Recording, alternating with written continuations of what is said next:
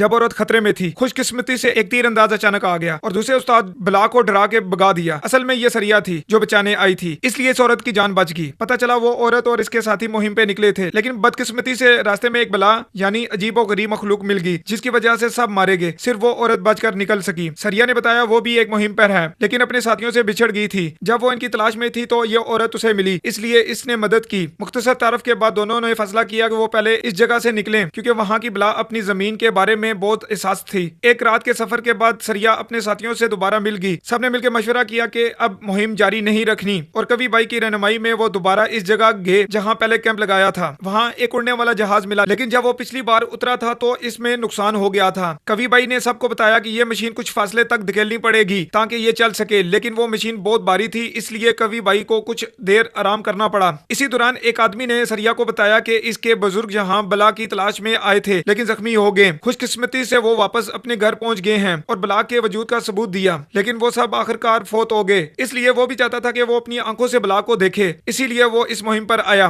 थोड़ी देर आराम के बाद सब दोबारा रवाना हुए और एक और फ्लाइंग मशीन देखी जो कवि बाई के बुजुर्ग छोड़ गए थे। वो आदमी फौरन अंदर गया और उसे ऑन किया। खुशकिस्मती से वो मशीन ठीक थी। इसने अपनी मशीन को इससे जोड़ा और सब लोग इसमें बैठ गए। जब कवि बाई ने मशीन चलाई तब बला को आवाज सुनाई दी और वो आ गया। उस आदमी ने सबको बैठने को कहा। बला ऊपर से गुजरा, जिसकी वजह से जोरदार आवाज चली और एक तार खुल गई। कवि बाई फौरन बाहर निकल कर उसे ठीक करने लगा। अभी मरम्मत जारी ही थी कि बला दोबारा लौट आया। सब बहुत परेशान हो गए, लेकिन वो आदमी जल्दी से तार ठीक करने में कामयाब हो गया। तभी एक कीड़ा नुमा बला एक सुराख से निकल आया और दोनों बला आपस में लड़ने लगे। इसी दौरान फ्लाइंग मशीन उड़ने को तैयार थी। सरिया ने हाथ बढ़ाकर कवि बाई को पकड़ने की कोशिश की, लेकिन उड़ान के जोर से वो आदमी नीचे गिर गया। बाकी सब लोग कामयाबी के साथ मशीन के जरिए वापस महफूज जगह पे पहुंच गए। कहानी के आखिर में सरिया और बाकी लोग सब लोग सही सलामत वापस आ गए, लेकिन कवि बाई सबको बचाने के लिए वो वहीं रह गया।